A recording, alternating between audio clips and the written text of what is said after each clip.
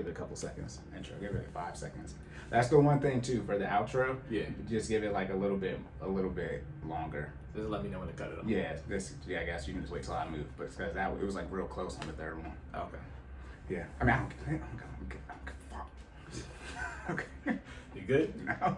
I'm about to say.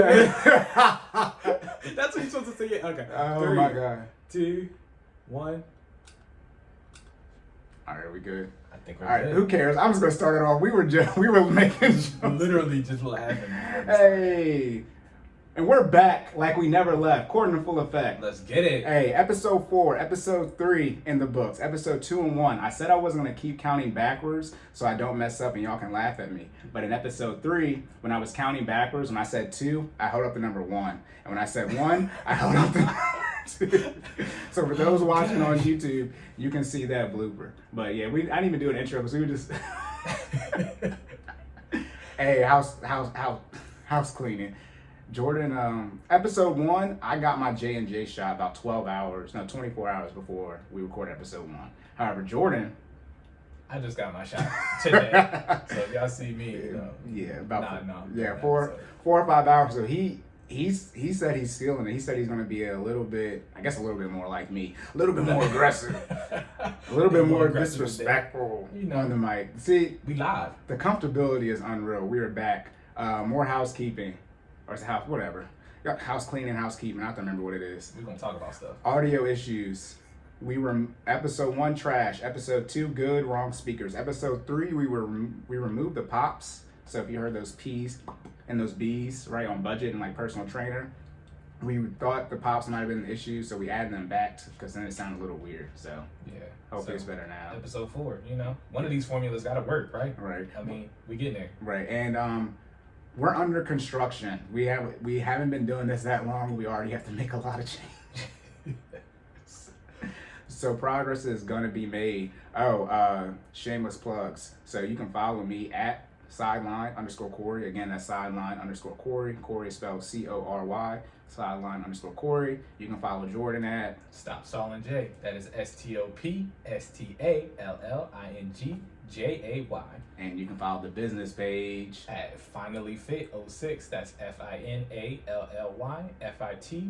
06. Right, and then make sure on podcasts, Apple Podcasts, on Spotify, and on Google Podcasts, you guys leave us reviews. On Apple Podcasts, we see 2 of you left us a review. Hey, one person. Who left the 4? Somebody left a 4, which we appreciate, but let us know why it's not a 5 out of 5. We appreciate the comments as well. I feel like if you're not gonna give me 100, you got to tell me why. We still got a 4.5 out of 5, so I told Jordan take it. Nah. See me after class. So, but please leave us the star review, but as well as a review. Any type of criticism we will take. Also, our email is CordanNFE@gmail.com. Again, Cordan, and then another NFE@gmail.com. And then also YouTube. I'm working on getting the YouTube videos up. I'm making progress. Hopefully, I'm not going to even put a timestamp on it so I don't get caught lying. But I'm almost there. We got all of our social media, all the links in the description, in the show notes. I got the Financial Side Startup Kit on there. I got my budget template on there. Got Jordan's business page, his website on there, FinallyFit.live. Everything's in there on the show notes. And then we also have it on our link trees and our social media. Boom. Shameless plugs. Out the way. Anything else? Whatever. I think we're good. All right, boom. Feedback. Again, none. So right now, this is probably the last one. I'm going to talk about feedback in the housekeeping. We're just going to do like questions, but then when we sort of get derailed, we'll let you know when we reel it back in and we get back to questions.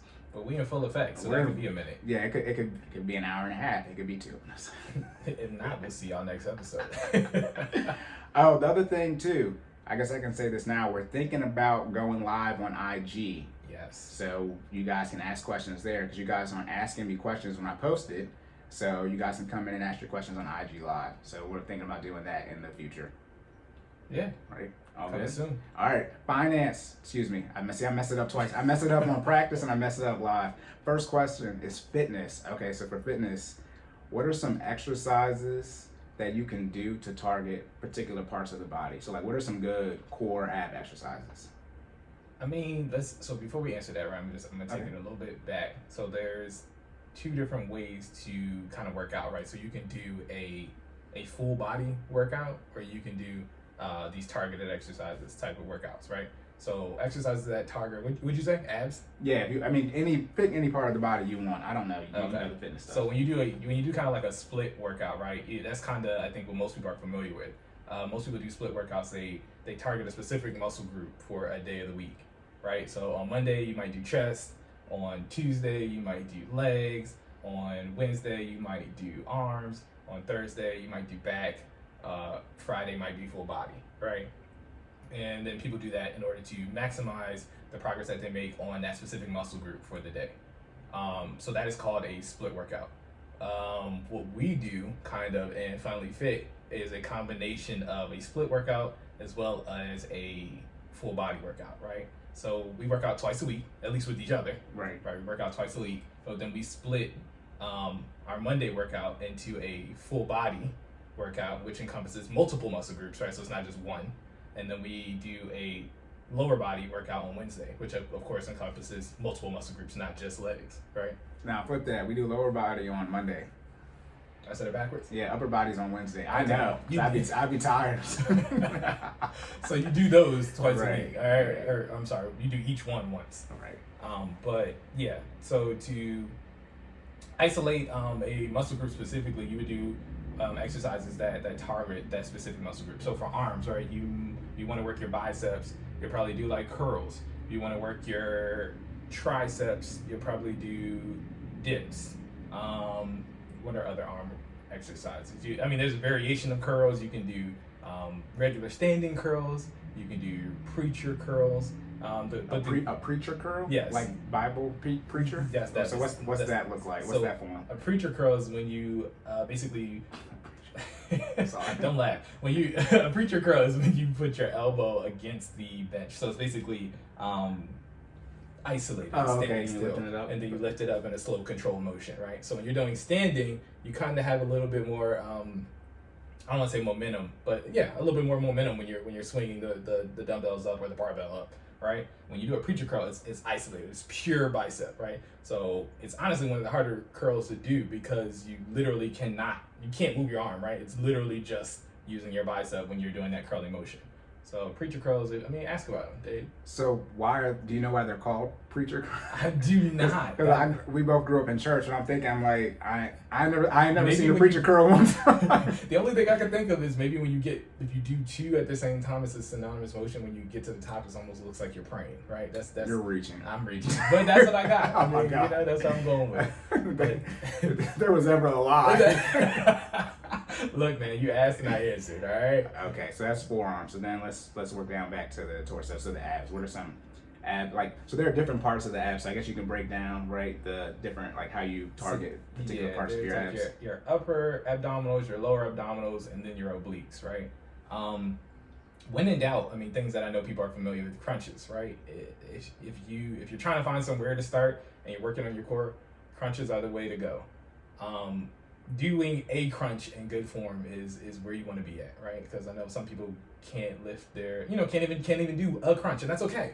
But you definitely want to start there. And then there's several variations from there for core exercises in which you can go. You can do a lemon squeezer, which is bringing your upper body to your lower body almost in an accordion-like manner if you're laying on your back, right? So your knees basically come to your elbows at the top of the lemon squeezer motion, and then you're back down to a complete flat starting point. Right, because we have to do these a lot. So as you're coming up, you're going to be more on your butt. You're going to pretty much have your butt as like the pivot point of your body. Correct. You're going to be I've never squeezed lemons with my lower body before, but just think about squeezing lemons. Your abs are the lemons, guys. You want to be squeezing those lemons today, all right? Right. And then, before we go past that, so sit-ups and crunches. Apparently, there's a difference. There is a difference. So can you explain the difference between sit-ups and crunches? I thought, look, it's not as hard as the same people thing, but what's the make it, difference though. between the two? Like, okay, so from a sit-up perspective, right? A sit-up is you're literally coming all the way up. So shoulders are off the ground, lower back is off the ground, right? You almost want to be, is it perpendicular? You always want to be perpendicular with your knees. Parallel. Good Perpendicular Lord. is a T. Thank you. You want to be parallel with your knees when you get to the top. When you're doing a crunch, the only thing that should come off is targeting your your upper abdominals specifically, and the only thing that should come off the ground is your neck, head, and the top part of your shoulders. Your lower back is still on the ground when you're crunching. So Right. if you had to think of it in a way to kind of make it make sense, a crunch is half of a sit-up. Does that make sense? Yeah, So a sit-up, you would sit up. exactly. I mean, it's pretty. That's what I said. I don't understand how people get confused sometimes. No, that's why I was laughing earlier. I was like, well, It's sit up, intuitive. you sit all the way up. right. So that's how it is. In a crunch, you act like you're going to sit up and then you stop halfway through. Right. That's, when in doubt, act like you're going to sit up and pause. Right. And you crunched. So a crunch is going to work the top of your abs. Correct. A sit-up is going to work essentially all of them that aren't your obliques. Yes. Right, and then a lemon squeezer, that's going to work what? That is pretty much everything, again, except for your obliques. So we didn't talk about what targets the obliques. Yep, that's what I was going to say next. Yep. So for your obliques, one of my favorite go-to exercises are Russian twists. Mm-hmm. And Russian twists, you are going to rotate your body from side to side with your pivot point being your waist, right? So literally, you're going to touch the ground on your left side, bring your hands up. I do what's called a high Russian twist, which is a variation of an original Russian twist, where you bring your hands up and basically reach for the sky in the middle of the Russian twist before touching the other side of the ground, right? So you're going to touch the left side, reach for the sky, touch the right side. And again, you're pivoting at your hips. So it's a full rotation from left to right. So that specifically works your obliques and as well as your mid to high abdominal muscles. Right, and you can use weights for the Russian twist. You I can. mean, you can probably use weight, and if you can use your hands to hold something, right? You can put several variations on a Russian twist. You can add weights to make it more difficult. You can lift your feet off the ground, which is one easy variation that I highly recommend because you want to make sure that you're in full control of your core before you kind of add weight to it, if that makes sense. Right. Yeah. So do your Russian twist with your feet planted first to make sure that you have the motion down and you're actually hitting the targeted muscles. Then after that, for the advanced version, I would recommend lifting your feet about maybe 3 to 6 inches off the ground, keeping them there while again executing the Russian twist motion. And then if you want to go for an additional level of difficulty, you add a lightweight. I wouldn't go past, I mean, it would vary depending on the person. I wouldn't go past about 15 to 20 pounds, and you want to make sure that you're in total, not in each hand. Yes, in total. You want to make sure you're controlling that weight and swinging that weight in a controlled motion from left to right.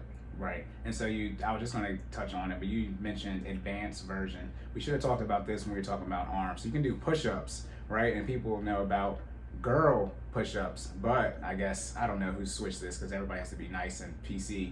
Now we say modified version. Modified. So instead of girl push-ups, it's the modified push-ups. So what do modified push-ups look like?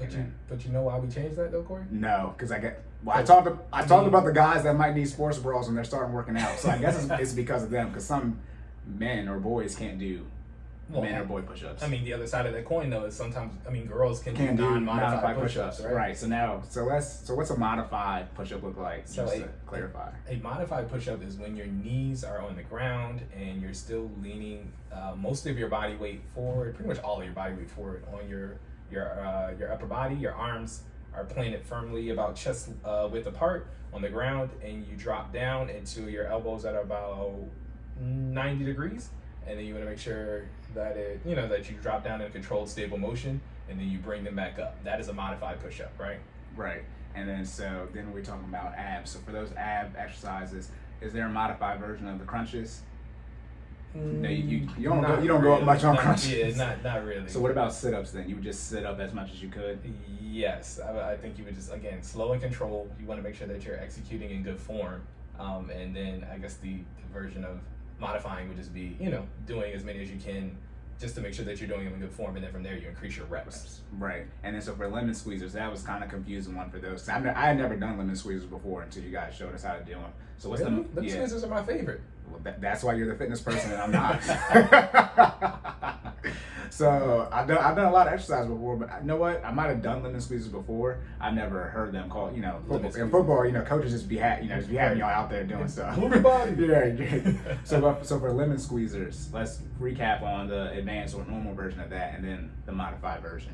So for lemon squeezers, actually the slower you do, and this isn't just lemon squeezers, for most abdominal exercises or most exercises period, the slower you go and the more controlled you execute that motion, the more difficult it actually is to do. So for your limit squeezers, if you're doing them in good form, and you know, like, oh, this isn't too bad, like, you know, I could probably do the next level of difficulty, then slow them down. I challenge you to make sure that you're executing in good form, tightening those abdominals when you get to a fully heightened motion. So when you're doing that accordion effect that we were talking about earlier, when you squeeze at the top, squeeze your abdominal muscles and then stretch back out into you're in a flat laying down motion, and then do it under control and slower than you were doing it originally, right? That'll add another additional layer of difficulty. Right. And then so for budgeting perspective, again, in-home workouts and, you know, the standard free ones, push-ups, free, no weights. That's why it's free. You don't need any weights. Some curls, right? You might need some weights. Yeah. Then for weights and or resistance bands. Right. Then, but see, if you can't budget, fine, just do push-ups all day. Then for not if you can't budget, you can. If you don't have it in your budget, if you can't fit it in your budget. Then for abs, right? That was all. You can do that all without spending any money, right? Just your natural body weight. And then so now we're down to your legs. So what are some leg exercises? So you got calves, right? You got thighs. What are all the different muscles you can target with your leg workouts? For your legs, I mean, we got to start with the standard, right? You got to do some squats, okay? Free. Again, Yes. free. Free. Let me stop before we get, you know. Body weight, okay? Do some squats. You friends do not let friends skip leg day. Let's be very clear. You've got to work your entire body. If you're going to do split workouts where you target a different muscle group every day, you got to make sure that you're there for every day to make sure that you hit those muscle groups, all right? Don't be that friend that shows up on chest and back and arm day and then you're nowhere to be found on Wednesday or Thursday when it's leg day, all right? Hey. You heard it here first. You got to do squat. You don't want to. You call it a reverse pyramid. Reverse pyramid. Oh, what is that? Look. You don't want to be like the on Fairly Odd Parents, the super big general looking. I can't remember his name, but you don't want to be looking like it. He was pretty decent, but you know he was like Arnold Schwarzenegger built, where he was real. If you look like you'll sneeze and tip over because your legs don't balance out with your body, your upper body, okay? Don't be that person. Okay, so squats is a big one, Yes. right? So it's like the form, but then how low do you go? 90 degrees. Like, so what are the different variations with squats? But what is the just getting started, you know, modified or beginner type of squats? How should you look with that? So the beginner type of squat, of course, is body weight, right? So you don't add any additional weight, no resistance bands. You want to make sure that you drop your butt. First of all, you want to keep your chest up. That's a mistake a lot of people make when they're doing squats. You don't want to be hunched over. If your chest is angled towards the ground, you're not squatting correctly, okay? So keep that back up. Keep it on you want to almost have a C shape in your back when executing a squat, right? So it's almost like not over exaggerated back lockout, but you want to keep it to a point where you have that C shape. Butt is in a sitting motion when you're dropping down, and you want to make sure that your knees hit at least 90 degrees when you're doing your squat. Now there's a whole lot of arguments about how low you should necessarily go when you're doing your squat. Right. I recommend 90 degrees. You don't want to go too low because you can actually end up doing some serious damage to your knees if you over extenuate the motion, right? Okay. So you want to do at least 90 degrees. If you go a little lower than that, that's fine, but don't over exaggerate it to the point where especially if you're doing body weight squats, it adds an additional layer of discomfort. If you get to the point where you drop so low where your knees start, popping even more than they already do, then that's a problem, right? Right. So definitely you make sure that you drop that butt down, hit at least 90 degrees, and then you come up again in a controlled fashion, right? So if you're doing body weight squats, you want to make sure that you execute the motion all the way through. So go down in a controlled manner, keep that C in your back, 90 degrees, come back up until you're at your peak. Another thing I would do is pick a spot on the wall that automatically kind of makes your chest and back align in the right areas while you're executing the exercise, right? So I pick a spot on the wall anytime I'm doing weighted or just body weight squats to make sure that I'm aligned with myself. Another big thing with squats is foot placement. That's what I was about to say. Don't forget about the knees. Yes. So you got to make sure. Never mind. I was going to make a bad joke. No. Well, you got. I mean, look, if you squat and if you got the Megan Thee Stallion knees, I mean, that's you might be good at squats, all right. But yeah, you want to make sure that that you have really good foot placement when you're executing squats. Having your feet facing forward is key to being able to make sure that your weight is balanced when executing squats. If you have your feet facing the left foot facing the outside and the right foot facing the outside, so basically making a V with your feet. You're actually working the outside of your quad muscles.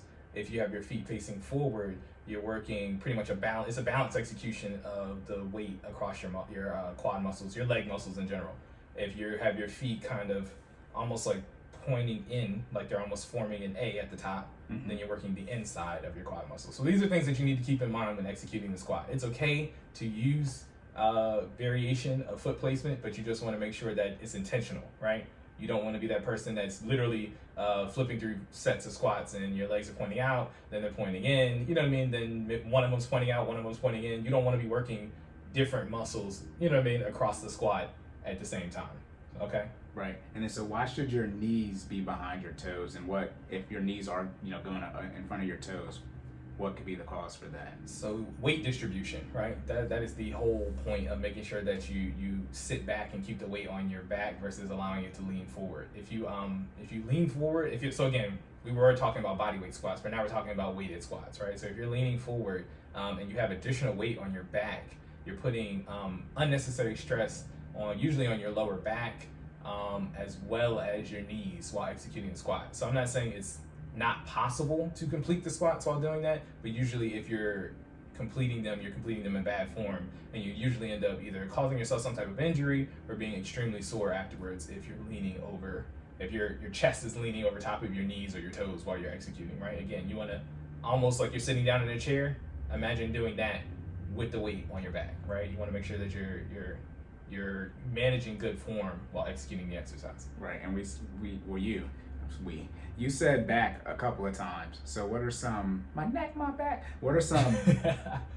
It's in trouble, Cory. Like, I like that song. What are some back exercises, or really how does your back play into all the different? Because your back is always involved. So how does that really play into, and how can you strengthen? And take care of your back? Your back is actually used on more days than just back day, right? So it's one of those things. It's almost like core, right? You have to have a good core to execute several other exercises that are not necessarily core related exercises. And back is also in that group, right? So several good back exercises would include deadlifts, rows, and pull-ups, right? It depends on which part of your back you're trying to work that day, but these are all various back exercises that can help you grow different muscle groups. Right. Okay, so we talked about just exercises, right? Some form, right? The first couple of podcasts. But now let's talk about, okay, when you're exercising, you're trying to do one of two things. Obviously, you want to get in shape, tone, summer body. But Yes. you either want to lose weight or you want to gain weight. And before we get into that, because you be plugging me, shout out to FinallyFit. I gained, 135, 10 pounds. Hey, I forgot to say this. I'll clean up when we get to the finance part. I said I'm good at math. Don't worry about that. I said 18 minus 5 is 11. I know it's 13, but I didn't. Whatever. But so y'all got the point. And I agree with them, So Well, I'm supposed to be the secondary check, and I was like, yeah, no, Cory, that's right. Absolutely. We liable to be liable. Hey, I can't believe I stopped saying that, but no. So, yeah, so we can lose weight and gain weight, and FinallyFit is helping me gain 10 pounds. We still got 15 more to go, maybe. Hold on. I'm gonna make a small correction. So you lose weight and you gain muscle. Muscle weighs more than fat. Yes. Is that okay? No. Yeah. So see, this is the thing. Do they be lying? Like, remember, Pluto was a planet, right? And then they come out and say Pluto is not a planet. So has it changed? So muscle is more dense than fat. So that Jesus. See that, and then this is when we get into the conversation. Right? This is, are you smarter than your fifth grader science? Density. Because technically, a pound of muscle and a pound of fat weigh the same. See, amount. that's what people like to say. But what's heavier, a pound, 10 pounds of water, or 10 pounds of paper? 10 pounds of water. Have you held liquid? I mean, but have y'all tried to move 10 gallons of water? Have you held 10 pounds of paper though? Yes, it's like a 10-pound weight because it's stable. I mean, but it's 10 pounds. Right, but with the water moving, it's being redistributed. Just like I said, your balance where it's at. No, I almost said a bad word, but it's always moving. I don't care. Let's be very, very clear. 10 pounds of water, 10 pounds of paper. Give me the paper. All day, every day. But that's preference, right? We're talking about preference. No, that's choosing not to struggle over struggling. I guess that's my preference. Yeah. No, okay, but yeah. So back into losing weight and gaining weight. Yes. So I guess we do losing weight first, because most people want to lose weight. So how do you lose weight? Okay, so the science behind losing weight is ultimately creating a caloric deficit. And I know you guys have heard me mention this before, but today we're going to kind of dig a little deeper into that breakdown, right? So creating a caloric deficit is split into two different groups. It is your nutrition side, which is creating a caloric deficit in the calories that you consume on a daily basis. and then there's creating a caloric deficit by on the exercise side, which is working out more, burning off more calories. But you see how it all ties into the math of the same equation of creating a caloric deficit. And what that means is you're basically having a lower number, the end result is having a lower number of calories than you're supposed to consume on a daily basis, right? Now, whether that means eating less or burning off more or a combination of the two, that is what you're doing ultimately when you're losing weight, right?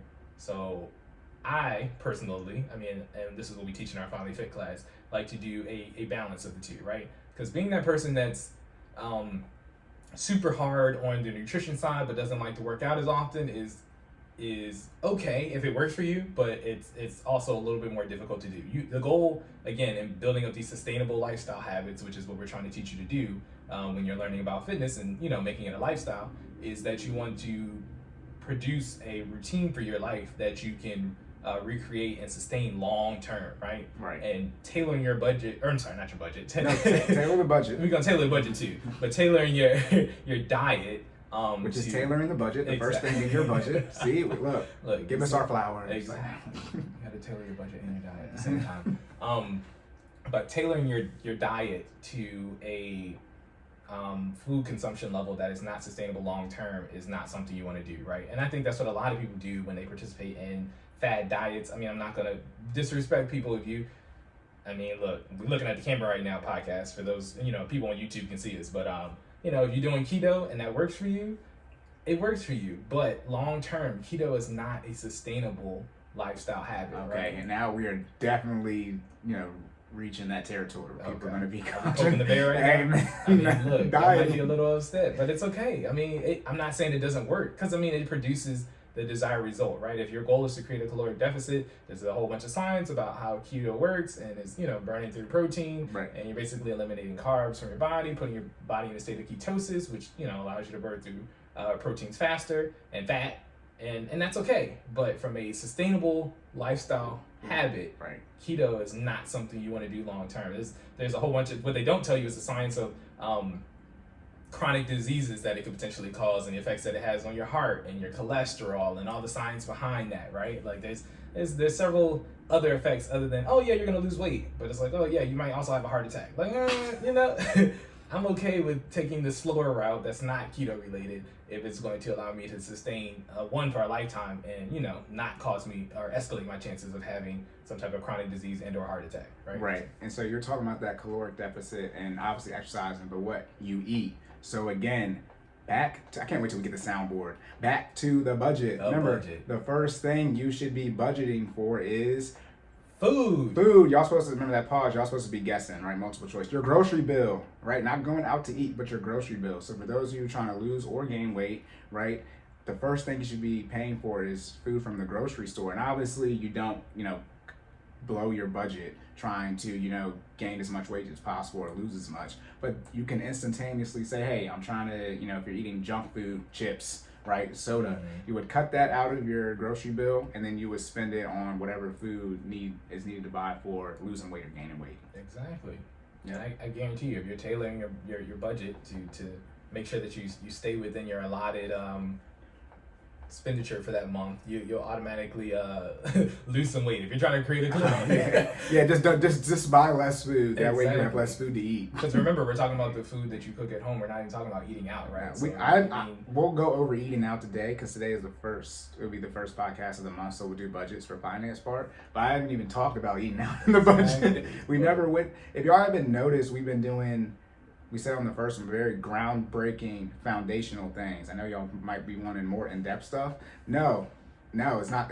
You got to build a habit. It's not time for that yet. We're at the basics. Yeah, we're at the basics. We're laying the bricks down. Again, right? I got to find an example for this so I can say it and not worry about getting sued. But gym badges, again, for those, apparently everyone was in the anime nerd life, but I didn't see y'all with no Dragon Ball Z stickers in elementary school. But y'all should get this. Y'all play, apparently everyone's in the anime. Gym badges, you can't get the level 100 Pokemon. You can't even get the level 80 Pokemon or 50. You can only handle level 30 with no gym badges. Yeah. And that's because you can't just blow through the game. So before you get into significant fitness stuff or finance stuff, you gotta put in the work and you gotta level up. Oh man, get your levels up. Gotta get your levels up. So that was more about how to lose weight. So we talk about the caloric deficit. So that's just from eating. So from when you're exercising, what are some things you need to look at if you're trying to lose weight? So if you're trying to lose weight, again, you just want to make sure that the calories that you're burning fit into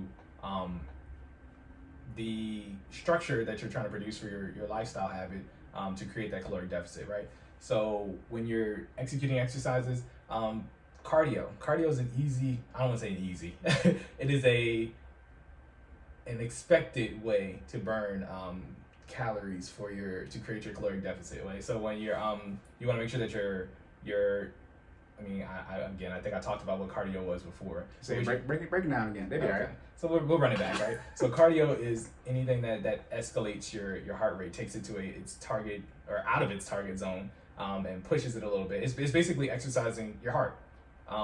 What's your target zone? What does that mean? I know it's different for everybody, but what does it generally mean? There's a mathematical formula for your target zone. I do not know it off the top of my head, but yeah, you just. It's basically like there's your resting heart rate and then there's your target zone, and then there's a mathematical formula for that, and you want to keep it at the top portion of your target zone without necessarily going over for extended periods of time. So I do know that. Your target zone is where you should be at when you're working out? Correct. Okay, and then your cardio is going to take you a little bit above that. to the limit of that, right? Right, okay. Yeah.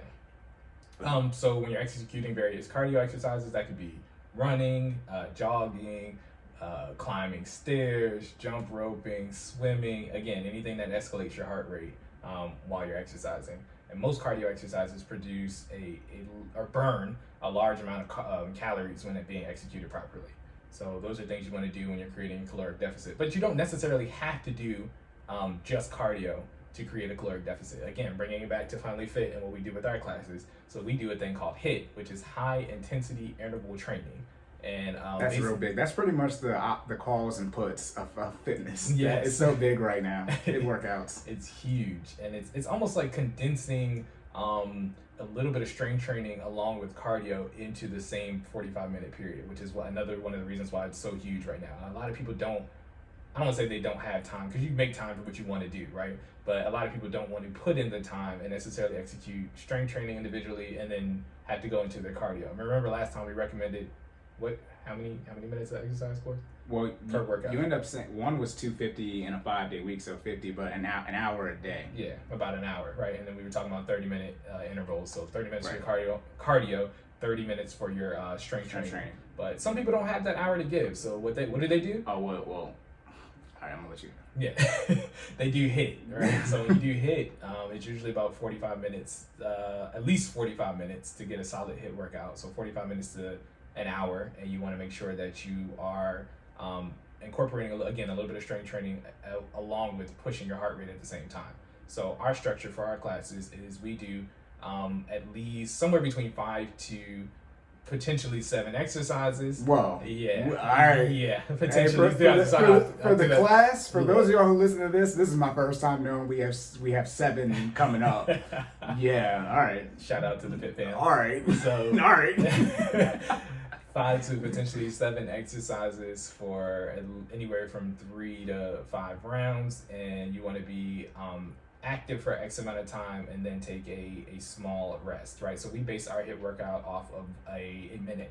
So I don't know if you realize this, but your active time and your rest time always add up to a minute per exercise. Right, yep. Yeah, so we adjust. So if we're active for 30 seconds, then you'll get a 30-second break. If you're active for 40 seconds, then you get a 20-second break. Mm-hmm. So we scale up as the month goes on.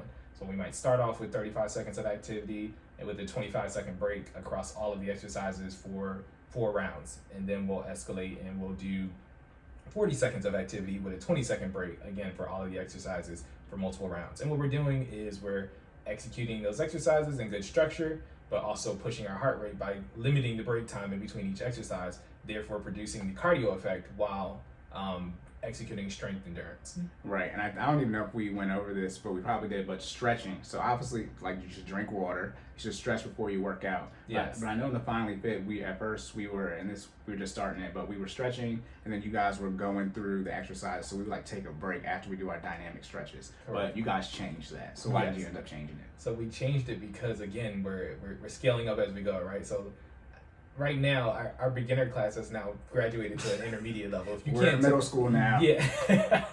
If you can't tell, things have definitely escalated Right. since we started. So what we do is we incorporate that first level, which is flexibility and endurance, and we get that out the way. But then we also roll straight into the strength training aligned with the cardio to keep that heart rate up. Right, when we first started out, we were giving you guys that chance to allow your heart rate to drop back down to the bottom of your target zone, and we don't want that to happen anymore. When you warm up, it's exactly what that sounds like. You're warming up your heart, right? Right. So you want to keep your heart rate in that target zone, as well as continue to push it as the exercise goes on. So we removed that break because we felt like it was better for you guys to get the caloric deficit that you were hoping for. Right. And so caloric deficit to the math, which I might be end up doing wrong. But in short, if you're eating, let's say you eat 3,000 calories, right? And you need to burn off 1,000, right? So that means you need to work out, 4,000, 3,000, 4,000. Know what? So I would. You know what? That's probably all wrong, that math. Save me. Come on. I got you. So we'll base it off of a 2,000 calorie diet, right? Because that's considered average, right? So the 2,000 calorie diet. Not in America. And then it is.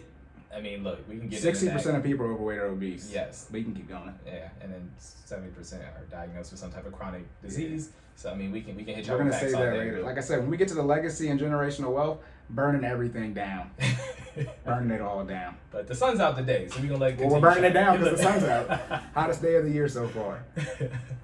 What were we talking about? Oh, 2,000 calorie diet. How to actually calculate it. So to do the math, right? So again, you want your caloric deficit to be, if you're allotted 2,000 calories, you had to obviously be under that to create a caloric deficit. Healthy weight loss is about 500 calories a day if you're basing it off the 2,000 calorie diet. So every 500 calories burned is 1 pound. I'm sorry, every 3,500 calories burned is 1 pound. So you divide that across a week, that's 500 calories a day. So that's how we come up with that. Okay, I see what you're saying. Yeah, okay, for the week total. Exactly. Right. And then again, we're talking about calendar week, so 7 days. So if your goal is to create a 500 calorie caloric deficit, then you can split that. I recommend splitting it evenly across, or at least a 500 calorie deficit. I would split that evenly across your exercise as well as your nutrition, right? So I would need to burn at least 250 calories in exercise, as well as eat. You can still eat that's the math I was trying to do. You eat 2,000 and then you would burn 500, so that'd be 1,500. That's correct. 500 right there. That's what I was trying to do. Wait, hold on, say it one more time. Man, look, you eat 2,000, okay, right? And you need to burn, 500, right? No, so that's not, no. So if you burn 500, then you're only creating a caloric deficit on your exercise side alone. So you would, okay, you see what I'm saying? So you need burn to do the food as well. Exactly. Oh, that's the balanced lifestyle habit. So you would burn 250 and then eat. You would only eat, what is that, 7? Yeah, you would burn 250 and then only eat 1,750. You know what I'm saying? To create a caloric deficit of 500. Makes sense? I see. Yeah, so it's 250 on the nutrition side as well as 250 on the exercise side to create a 500 calorie caloric deficit total on a daily basis. Right. Which will burn about a pound a week. So you can't do the math, so you still eat 2,000, you burn 500. You can, yes. Okay. So you can go over on both sides if you want. Right? You want to build a habit so that because you need to eventually eat less for sustainability. Exactly. Okay. Because you gotta. So then we get into the nutrition side where you want to make sure that you're balancing out your macronutrition, which is proteins, fats, and carbs. So if you, let's say if you get to that side where you're favoring one or the other, you know what I mean, you could end up hurting the sustainability long term. Does that make sense? No, yep, I got it. And again, back into the budget. It's definitely cheaper. It's definitely it's okay, we're gonna get through it today. It's definitely cheaper to, eat at the grocery store versus, going out to eat, especially if you do it on a daily basis. So that's where, you might think, that's why I just said to just do the grocery bill, and I say don't have any eating out bill because most people aren't in shape. And if you want to get in shape, you need to work on your diet and what you're eating. And the first thing you budget for is your food. So you can take your eating out budget and dump that money right into your food and balance that out. Right. Okay, right. And then you also talked about some people for the HIIT training, some people don't have an hour. Y'all got an hour. Yeah, first off, you can work out and listen to us, shameless plug again. Or productivity, discipline, accountability, motivation. Get off of social media. Yes. Get off of social media. Well, like and share our stuff. Then get off of social media. No, you can do 2 for 1. That's the one great thing about podcasts, right? The audio for those listening on, again, Apple, Spotify, and Google. You can listen, right, and still work out because, video, if you're watching on YouTube, people generally want to watch video. So we got the audio platforms. But yeah, you got the hour in your day. People be like, oh, I don't got the same 24 hours. All right. Make it work, guys. We talked about this before, being disciplined and being motivated. Discipline, right, is doing something regardless of how you feel about it if you know it's necessary to meet your goal, right? So if you want to be disciplined, you wake up, get it in early, right? I make it a part of my morning routine to make sure that I work out. And if I do miss a day, because again, we're not robots. If I do miss a day in the morning, I'll try to fit it in or thread it in some of my time in the evening. Even if it's just a walk, you need a absolute minimum of 30 minutes of activity a day, right? Sometimes even stretching, yoga. Well, yes. Definitely, look, shout out to the yoga people out there. We don't come over here with that energy. We're not ready for that yet. So super yoga. Exactly. So, to talk to Corey's point, endurance and flexibility is the first part of the OPT model. When we start, and OPT is optimum performance training model that is used to battle chronic diseases as well as get clients to their specific goals, whether it be to gain muscle or lose weight, right? So endurance is the first, hold on, I always get the level and phases mixed up. It's the first phase, it's the first level, and then stability is the first phase. So Again, you need to make sure that you're stretching, doing yoga, working on that flexibility, and that'll take you 30 minutes right there. Most people can't touch their toes. Let's just call it what it is. If you could, when was the last time you tried? Try again. First grade. I was flexible back then. Exactly. At one point in my life, I could do a full split. Ask me to do it now. No, don't ask me to do it now. But the point is, I'm not that I'm necessarily trying to get back to doing a full split, but I want to be pretty close, right? If I'm working on that daily, then you're getting better at being, you're getting better at whatever you're putting the time and effort in to get better at, whether it be flexibility, strength training, cardio, but you have to put in that time, you have to put in that effort to make progress, right? Right. It has to be a balance of both. Yeah, so if you don't think you got the time, that's a lie, because you do. I would just have everyone say, just try just being productive, like for one day, all day, every day. I tweet every morning, get 1% better. If you just add 1 minute back into your day of positivity, you'll have 30 minutes at the end of the month, unless it's February. You'll have 30 minutes at the end of the month. And then in 2 months, you'll have that doggone hour that Jordan said you didn't have. So it'll take you 2 months to get it back. But if you get 1% better at something every day, by the way, which is impossible to do for a long period of time, because that means in 100 days, you would be twice as good at something, which is impossible. You can start out. But the great thing, I remember I was telling you about the TED Talk, it takes 20 hours to learn how to do something generally well. 20 hours of dedication, motivation, hard work, learning something. It's 10,000 hours thanks to Malcolm Gladwell, the book Outliers, where he wrote 10,000 hours to hit the floor of being a master at something. But it only takes 20 hours to really have to learn how to do something. 20 hours. 20. That's it. That's not even a whole day. That's not it. Well, you got to go to sleep. I'll go back. No, you do gotta go to sleep. Well, you said you're running out for 4 hours. You said you're running out for 4 hours. So that goes to 20 hours right there. Yes. I read into the math though about how people actually have time in their day later on. But so we talked about losing weight. So for those people like me, you want to gain weight. What are some things you have to do to gain weight? Is it just the opposite of losing weight, or is it a little bit different? It's a little bit different, right? So you have to structure your nutrition, again, to make sure that you're getting optimal macronutrition, which again are fats, carbs, and proteins, to make sure that you are hitting your desired weight goal, and as well as make sure that you're incorporating some type of strength training into your exercise routine, right? So, this is subjective, but I honestly think that losing weight sometimes is easier than gaining weight. It is. Just straight out. Cause let me not be disrespectful, but I've tried to gain weight my entire life, and it didn't happen until I turned 27. I've lifted so many weights. I exercise 6 days a week, eat as much. Teenager, you eat freaking everything, right? But your metabolism is crazy high, which mine is. But I, did everything possible. Welcome to FinallyFit, Cory. FinallyFit then got me, we started in December, so right. Little 2 to 3 pounds a month. That's my average. Exactly. So we're getting there, right? And again, you want to make sure that it's healthy weight gain. I feel like a lot of people feel like they just need to engorge themselves with food in order to gain weight, and that's not necessarily how it goes, right? You'll gain weight, but you won't on the necessarily scale. gain muscle, Right. right? And I think the goal is to maintain, if not improve, on your current fitness status while gaining muscle, right? So you don't want to necessarily gain weight. You want to gain muscle. You want to get stronger. You want to get faster, right? And then see the results on the scale. Right. So for dieting, what are some things you need to do to gain weight? Like, what are some things you can eat? Protein shakes. Yes, protein shakes are my go-to, guys. So ultimately, you want to make sure that you're consuming more protein because, again, you're doing that strength training, Right. which is causing your muscles to rip. So you have to put an ample amount of protein back into your body to make sure that your muscles heal properly. So of course, you want to make sure that you're consuming enough additional protein to compensate for the muscle tears, right?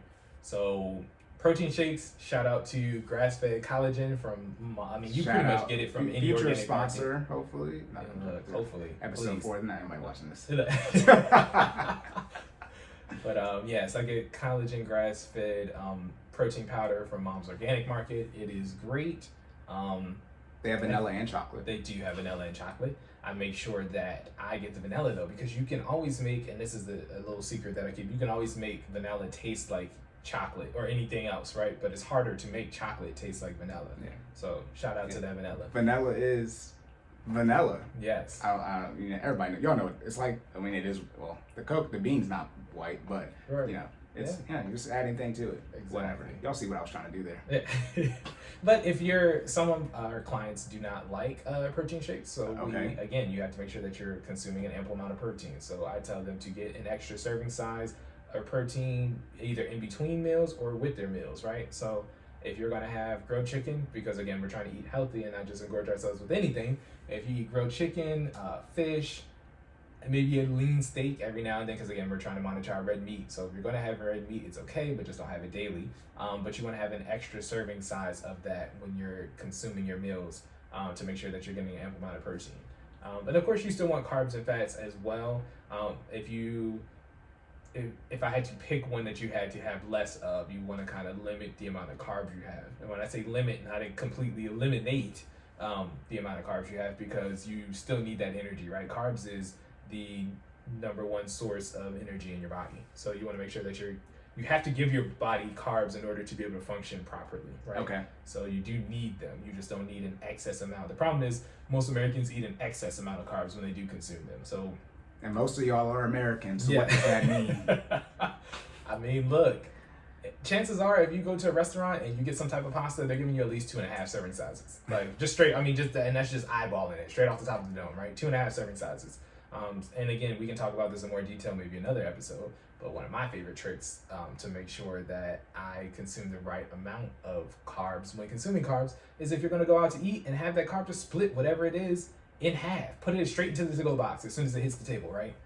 Then you at least eliminate 50% of whatever it is they gave you. Right. So if you're, they gave you 2.5 and you eliminate half of that, you have a little over 1 serving size, which is okay, right? If you're going to have it and you're eating out and you're trying to make split decisions to give your body the best stuff that it needs, you're not going to pull out an 8-ounce, measuring cup and be like, all right, this is the amount of pasta I can eat. Right. But if you're trying to eyeball it, you're going to put half of it in the to-go box, go ahead and bag that up. You don't even need that today. And you're going to eat what's left on your plate. And then it also kind of makes you feel good because then you can still technically clean your plate, right? Like you eat everything that's visually left on the plate. Right. So from a psychological standpoint, it makes you feel better. Remember we talked about your mental makeup. You have to be able to handle the pressure that's being applied when you're trying to either lose weight or gain muscle. So it goes back to your mental, right? Creating these sustainable habits. If you are not, in the right state of mind to be able to handle this, you're not going to make it for the desired length of time to get the desired result. And that's crucial. Mental makeup. You need it for fitness, you need it for finance. You need it forever. We gotta be careful with the psychologists. Some of them be tripping, but so we can have some more verification and not just out here shooting at the jaw. Gotcha. But yeah, just to segue a little bit, because you're already dipping your toe in it. You were talking about it's okay, to eat red meat, pasta, things like that. Cheat day. Are cheat days okay? And you don't mean cheat day like cheaters. Right. We're talking about eating food. Okay. Not whatever y'all doing on y'all cheat days. Although right? some people believe cheating it doesn't exist, it's called exercise and options. But that's neither here nor there. That's neither here nor there. For those of y'all who know what I was talking about, Exercise and options. hey, Okay. for those of you who know what I'm talking about, you got what I was putting down. But yeah, so cheat day for your dieting, is that okay? Yes. What is cheat day? So cheat day is basically when you you have a planned elimination of your dietary rules, and that is okay. You definitely want to make sure, again, it's planned, and you have to make sure that the frequency isn't every day, right? So a cheat day, again, on a calendar week, might happen once a week, and that's okay. That's a lot, by the way. It's 52 Yes. times a year. That is. That's your weekend. That's your, what I mean. your At least Sunday 4 times brunch. a month. It's your Sunday brunch. Exactly. So But you got a budget for the Sunday brunch. You do. Shout out to my budget. She got a budget for that. Yeah. But yeah, so if you're gonna execute a cheat day, that's fine. But you just want to make sure that, again, when you're throwing those rules out the window, you're not countering all the work that you put in throughout the week, right? So that's really important. A lot of people think, oh, it's cheat day, I can just have whatever I want. You can, but with respect to the fact that you're still keeping your eye on the prize and trying to accomplish the goal and not overdo it, right? So I don't want to, if I'm eating on a 2,000 calorie diet, I don't want to have 5,000 calories on my cheat day. You know what I mean? Yeah. You want to be like a Robert Baratheon? Was that the first king in Game of Thrones? I believe so. Yeah, Cersei's husband. Not her brother. Not her twin brother.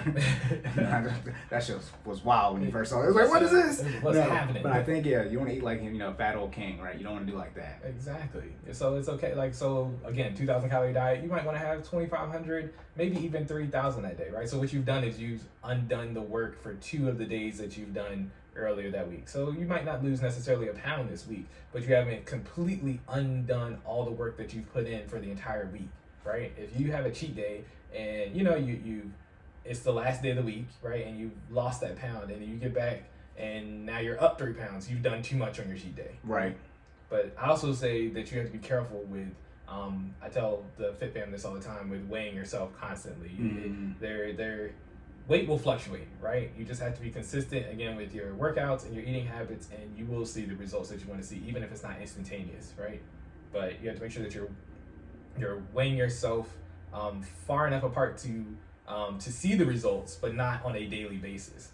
All right, that'll start to have a psychological effect on how you are pursuing your fitness goals. So be very careful with weighing yourself too frequently. But you do want to make sure that you're weighing yourself to get the results, that the desired results. Right, and that psychological part, that goes back to the mental makeup. See, I weigh myself every day. But Cory can handle it. Well, who knows what that means? I still have to go to therapy. But I had no issue doing it. But when it comes to the FinallyFit, I send the monthly progressions, right? And that's a screenshot, body screenshot and profile, and then a scale picture as well. And that's what Jordan's talking about, where you can actually see the progress. So you really, take monthly pictures. I mean, you can take pictures whenever you want, but you want to, have that monthly comparison of your progress from a visual standpoint of your actual body, and then on a scale as well, whether you're trying to lose weight or gain weight. Yes. So you want to make sure that you're tracking those victories, and it's again, there are victories on the scale, but there are also non-scale victories. You'll start seeing changes in your energy level. Right. You start seeing changes in your body structure, like visual feedback. You'll start seeing changes in the bedroom. I mean, listen, if you're not working out, work out and see if your stamina don't go up. I mean, I'm gonna stop. I'm gonna have to leave it right there. I was gonna say I think we tiptoeing on the line, but I mean, shout out to the gym. Shout out to the gym. I mean, we just had a cardio challenge last week. We're talking about stretching, flexibility. That's it. I'm not going any more deeper. We done. I'm not going any more deeper. I am terrible. I think we just stuck a big toe across the line. I think we. Okay. All right. So you're talking about reeling it back in? Yes. All right. Bring it back. So you're talking about cheat days, right? Yes. Just like you're saying, you don't want to eat 5,000 calories on your cheat day. You want to make sure it's okay to have cheat days as long as it doesn't make you lose your progress, whatever goal you're trying to hit. Correct. Same thing with your finances. For your budget, you can, if you want to, take vacation as long as you're going to hit your goals. Remember, goals have to have a timeline. So if you're going to do something in X amount of months or years, as long as you're going to be able to hit that goal, even if you spend money somewhere else on a vacation, etc., that is okay to do. However, if you're trying to do something like get out of debt, you can't. It's counteractive to take more debt if you're trying to do that. So that's how those two things link. Okay. Fitness was deep today. Yeah. Fitness was deep today. We could end it right here. All right, fitness one. Look, Let's okay. Talk about it. Do you have anything else for the fitness stuff? Nah, I think we're good. We're good? Yeah. Okay, so I'll tie some stuff in as we go. as we go on. All right, boom. So first This is the first. Oh shit! I can't say it. This is the first. The first podcast of the month. Probably for this one, then the next 10. So for a year, we're gonna be deep on the budget. Because again, we talk deep dive on the budget. Because when get your scuba gear. Because we dive. If you hey, back to the gym workouts. Never mind. What? Anyways, back to the budget. Because you guys, you have to get on a budget, whether it's your personal finances or your business finances. The budget will always exist. Yes. So on the first podcast that is released of each month, we're going to be deep on the budget for the finance section.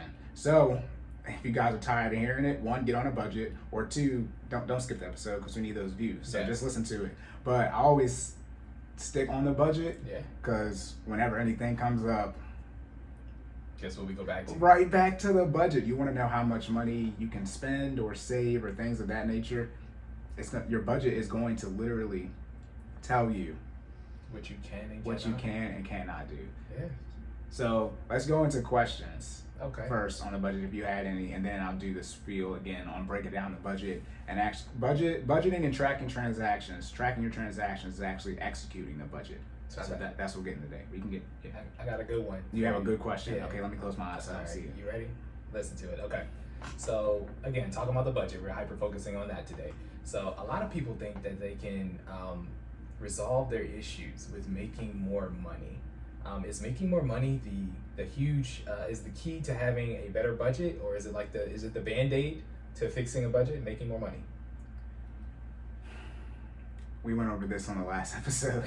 Not to say that you can't answer the question, but you can pick. See, now we got a couple episodes in. So on the third one, we go into the 3 main issues with your finances. Again, personal or business. You either have an income issue, right? You either have an outgo issue. That's option 2. Option 1 is income. Or option 3, you have an income and an outgo issue. And again, like I said, for people who code, when the word "and" is used, that means both things have to be true. So that means if you have an income and an outgo issue, both of them have to exist. Okay. So an outgo issue, it's easy to determine, but that depends on your income because everybody makes different amount of money. Is the income the Band-Aid? Well, we have to figure out if you have an income issue. Okay. And as I said, what's an income issue? People are probably mad when I said this, but a clear-cut income issue is poverty. That's like literally what poverty means. It means you have extremely low income. So if you don't have extremely low income, how else are you going to define that you actually have an income issue? Because it's $50K a year, extremely low income? No, it depends on how many children you have for poverty, but $50K isn't a low income. 60, 70, right? If you make 6 figures, you make $100,000 plus, you don't have an income issue.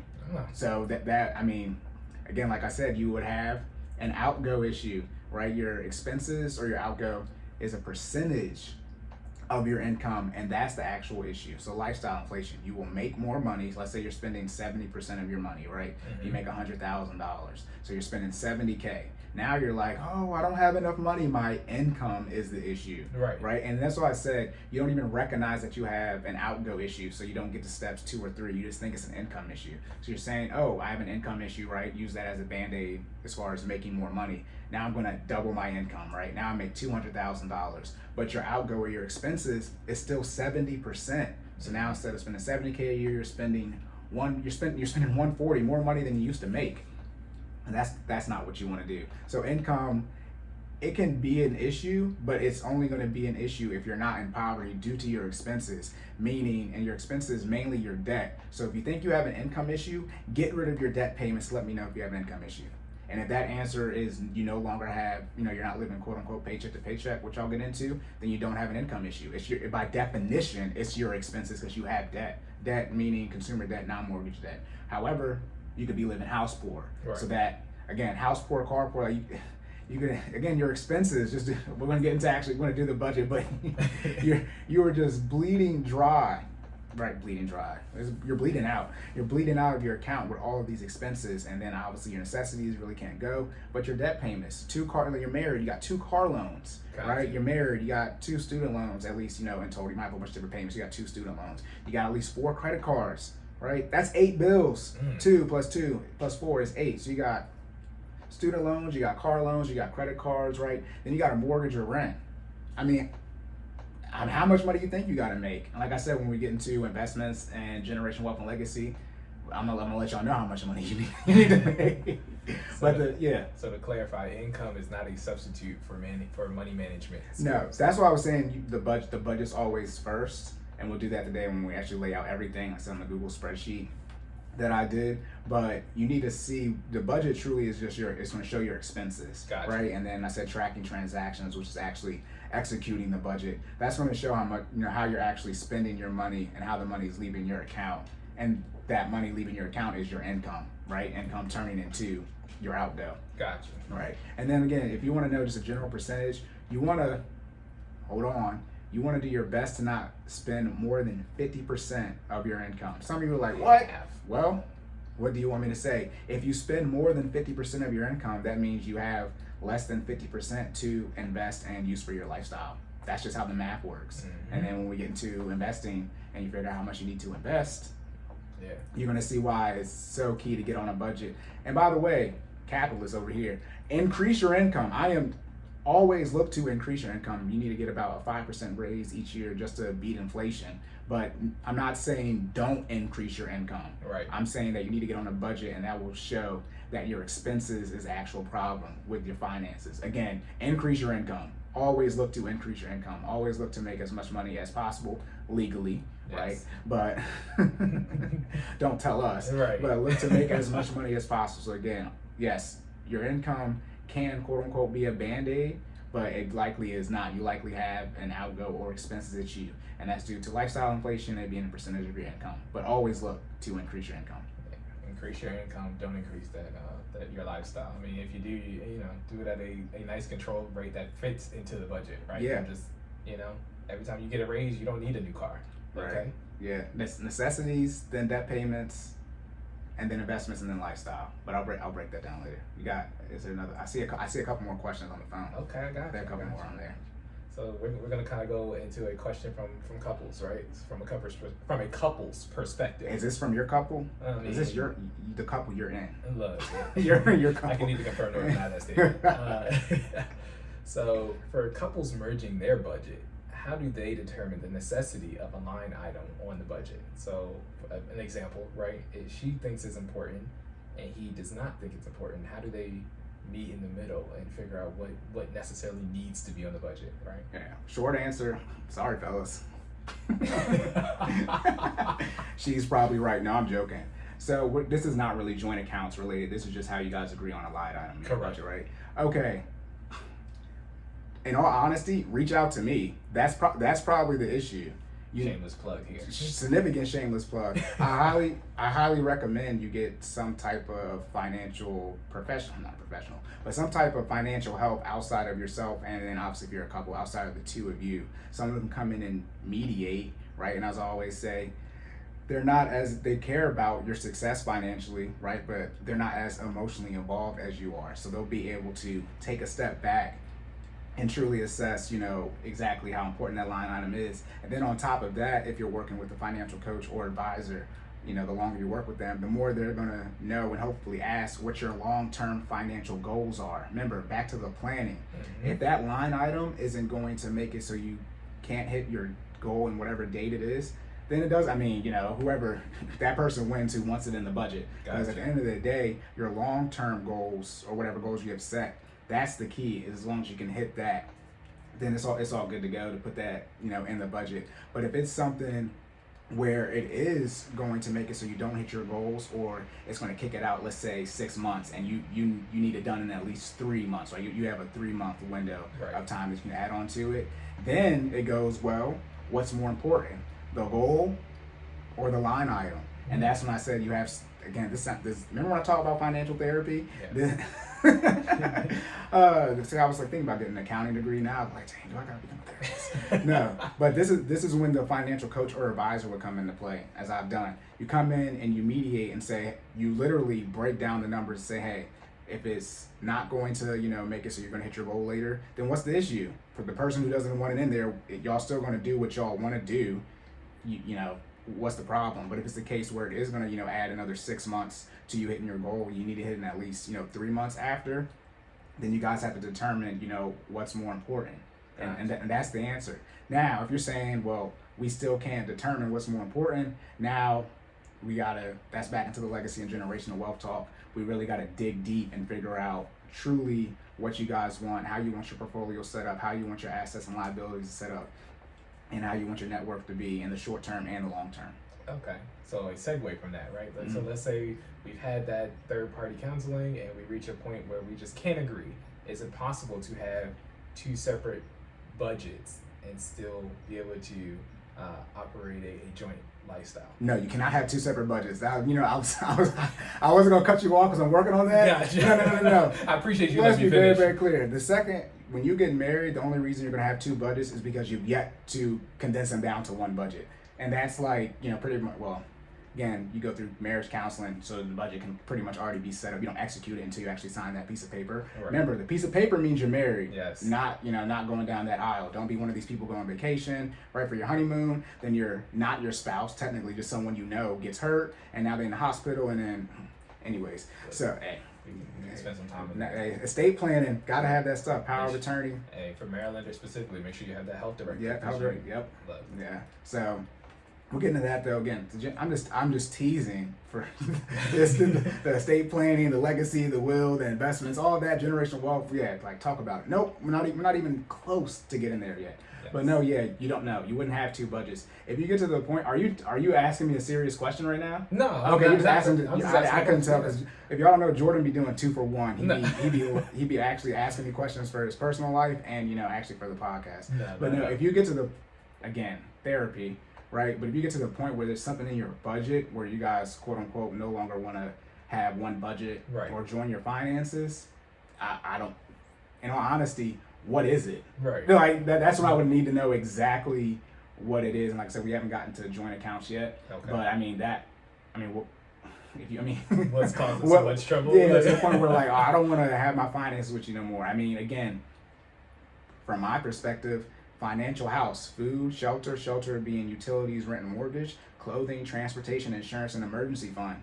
After that, you have your debt payments if you have that, then investments. Right. If we're gonna hit our investment goals still, we're paying off debt or handling debt, should I say, how we want to in our financial house, our necessities aren't in jeopardy. That's really when it comes to the budget line item, which I'm jumping ahead of myself, but the budget line item, which is fund money. So you would each, if you're married, you would each have, let's say, $100. So that'd be $200 total. And y'all agree what you can't spend it on in general, as far as your morals. Right. But they get $100. That's their discretionary income to spend. That's the discretionary income to spend, and you just gotta deal with that. So fellas, if you trying to go somewhere late at night with your boys, that's that budget. Now, if you marry somebody who don't like that, well, this is when I go back to the marriage counseling. Should have already had that discussed. Yes. What's the bachelor party? Never mind. Gotcha. What's the bachelor party for? So that line item should have been talked about prior to to now. Yeah, I can just think about the budget, but you guys you're not arguing over your grocery bill. Right. You're not arguing over debt payments. Exactly. You're not arguing over utilities. You're not arguing over rent or mortgage. You're not arguing over. You might argue over clothing, but that would be non-necessity clothing, right? Obviously, if someone needs clothes, you get clothes. You're not arguing over car payment or insurance, right? Gas, right? You're not arguing over any of that. And then most people know they need to have an emergency fund. That might be it. You might be arguing about how much money you should be putting towards your emergency fund, and that goes into the mental makeup and the simple logic and discipline. Why would you not want to save your emergency fund as fast as possible? That's one of my probably favorite stress tests. Put the pressure on people with their emergency fund and how fast they want to save it. Because if you don't want to save your emergency fund as quickly as possible, ASAP, what? I mean, who doesn't want to be in a high cash position? Right. It's the emergency fund. That's what it's for. So that would probably be the only thing I think of. Because again, your subscriptions, either y'all do or don't want that. You might argue not about whether you should have the subscription, but they might increase the rate. So then you might be arguing about, well, do we still want this? Right. But that's not you guys' fault. Just the rates go up. But again, these are non-important things. Gotcha. So anything serious, you wouldn't be arguing about how much money you're putting into your kid's college fund, right? But y'all might, counseling, y'all might. That's why I said you need to reach out to me, somebody, and have someone come in and mediate and help your finance for you and do that real in-depth, long-term planning. Excuse me, I just say reverse engineering your death, because that's what it's all about. Where you want to be at the end, because that's what investments is about. How much money do you want to have when you're about to die? Whatever. That's why I said I'm gonna save it, because that's just too much. But yeah, you shouldn't be arguing. To answer the question directly again, no two budgets if you're married, unless you just got married, and then after that, it's gonna condense to one. Gotcha. But once it condenses to one, it's locked in. There is no splitting. Right? You know what it's called? Split when you're married. A divorce. It's called a divorce. Outside of that, again, the main cause divorce, infidelity, financial issues, sexual issues. But yeah, outside of that, you need help. You should seek some type of ad hoc help, like myself. I'm a semi-professional, semi-pro like Will Ferrell. Or you can reach out to actual professional. I cost less money though, and get relatively the same results. Yeah. Whatever. Shout out to him and those results. All right. So you got that one? Yeah, I got one more. Okay. Gotcha. So, from a budgeting perspective, there are some pieces of technology that you can use to help assist with that. So, what kind of apps or things can you use to help with budgeting? Right. Okay. So we'll get on that, and then I'll get to actually running down an actual budget for transactions you can use. So some of the apps that you can use for budgeting, you can use Mint, which is run by Intuit, these same people who do TurboTax, and now they own Credit Karma. So all that stuff can be linked up together now. Yeah, they went and bought Credit Karma. Oh wow, I did not know that. Yeah, like we'll say, when we get into the investments, y'all realize who owned what. Look. Yeah, they bought I don't know if it was towards the end of last year, but they haven't owned them for a year. It was towards the end of last year, beginning of this year. But yeah, they used to have something called Turbo. Right. Not TurboTax, but Turbo, and that's where you have. I was showing you that credit score stuff and all that. Right. Kind of give you that was something. Breakdown, right? Yeah. Then I try to log into that app, and they're like, "It's gone. We got Credit Karma now." Huh. So now they got Credit Karma. So you got Mint and Credit Karma, all owned by Intuit, again, the same company that does TurboTax. They're really, really good. TurboTax, by the way, for taxes, which I forgot to say on every podcast, taxes are due May 17th, right around the corner, which is 2 weeks.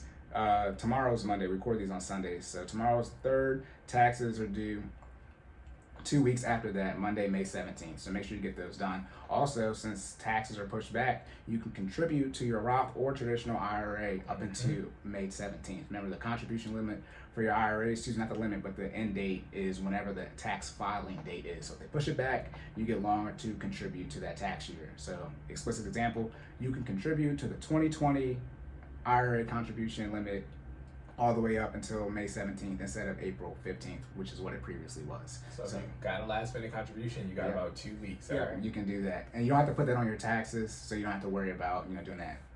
So yeah, so back to said Mint, right? They're owned by Intuit, but TurboTax is so good that the IRS was looking at TurboTax/Intuit. They were looking at their software to actually help do their taxes. So if you have all these different software tax programs, out there, H&R Block, etc., just know that the main determiner of your taxes, the IRS, was looking at TurboTax for some help. So what does that tell you?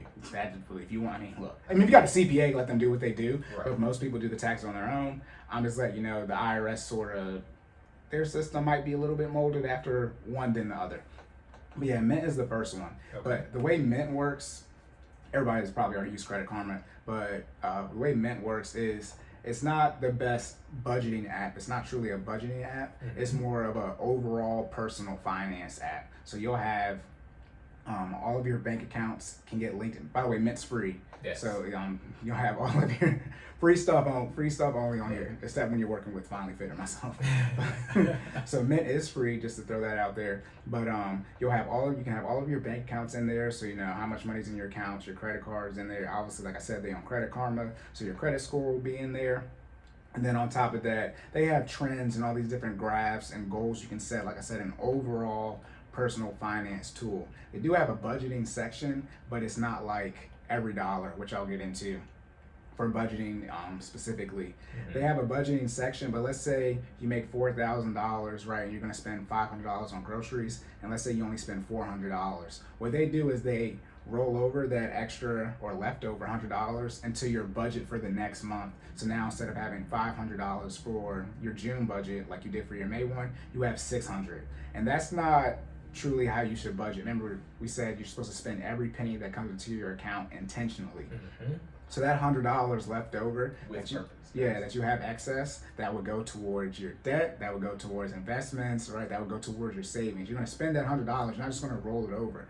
Now, if you have something like Thanksgiving's coming up and you're someone that hosts for that, birthday party, you could look at it, in in that use case. But really what you should do is that you would actually save that money, right? So you still budget that $100 for, you know, that birthday or Thanksgiving for June. You wouldn't like roll it over and say, hey, I get $600 to spend this month on groceries. No, you're still gonna spend no more than $500, and then you have a savings or a sinking fund of $100 in it for Christmas, for Thanksgiving, for your birthday. Because again, long-term habits, what ends up happening is when you try to execute that over the long term, it's hard to track the money, because you don't your monthly budget is for $500 in groceries, not $600. Right. So the next month you can't say it's for I mean, it can be changed to that, but what do you have to do? You have to subtract 100 from somewhere in your budget, right? Because in short, when you roll that money over, it's not like you have $4,000 that month. It's like you have $4,100, right? And you didn't make $4,100 that month. So that's why with Mint, it's good overall, and I use it, and Jordan uses it as well. Yes. It's good for your overall personal finances, but when it comes into budgeting, I wouldn't recommend using that. Also, personal capital, that as well is just like Mint overall personal finance app. That is just like Mint, except Mint is more geared toward, I would say credit, getting your credit score up, especially now, obviously, they bought Credit Karma, but personal capital is more geared towards your making more money in investments. So that's really the difference between the two when you actually get into the nitty gritty. Then there's Every Dollar, which is made by Dave Ramsey. Shout out to Dave. It's not made by, word to Dave. It's not made it's not made by him, but it's made by owned by his company. This is what I talk about, the budgeting app. Actually, before I get to this, there's another budgeting app which a lot of people use. It's called YNAB. You Need a Budget. However, it costs money. So if you never budgeted before and you're struggling financially, living paycheck to paycheck or worse, why would I charge you to use the app? Anyways, so I was like, no, like a setup to me. It's like $85 a year, which isn't that much, but I was like, still, it's like $8 a month. That's not bad. It's like, I'm gonna help you get your finances together, but go ahead and let me get my cut. You have to do a budget, but before I show you how to do it, give me money. Right? So that does exist, and there are probably some other ones out there that might be free, but the one I use and that Jordan used and a couple other people use, well, not a couple people that we know, a lot of people use it, is Every Dollar.